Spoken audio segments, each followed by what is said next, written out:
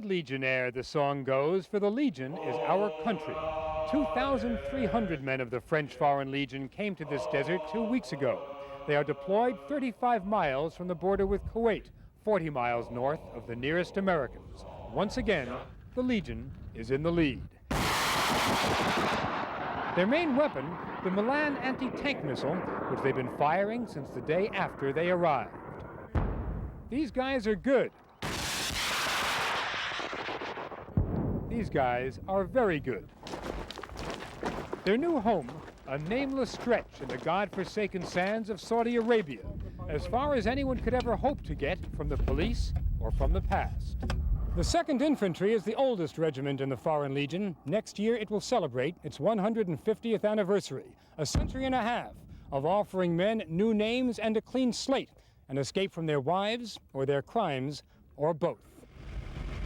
The legend is alive. The Legion is, as it was, a refuge from the real world, offering nothing but danger, a safe haven from the law and from lawyers, from obligations and alimony.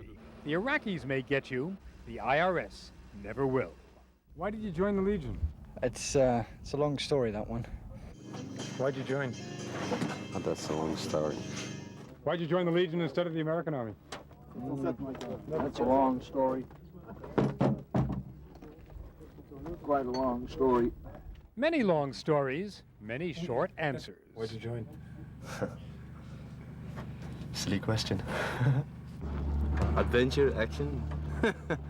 There are men from 68 nations in this one regiment. Spaniards, Portuguese, Irish, and Brits. Many are camera shy. There are Cambodians from all sides of the killing fields, many Japanese, an increasing number of East Europeans these days, Czechs, Bulgarians, brigands, and thieves. Americans who do not ask to be home for Christmas because this is their home. Men who want nothing but a war. Yeah, but that's what we're here for, isn't it? To see how tough it is and how tough we are ourselves. To see if we are what we expected ourselves to be. It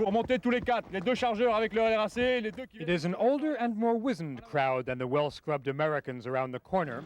For hired guns, the whys and the wheres don't really matter. Iraq is another job, a contract, one among many. So skip the rhetoric and pass the ammunition.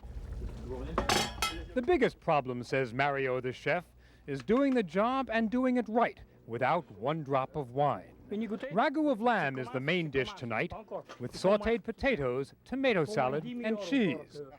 A candlelight dinner in the desert. They are at home here, they say. They have been here before, in Algeria, Morocco, the Sahara, and Chad. A fraternity of fighters throwing their songs and their lives against a moonless desert night.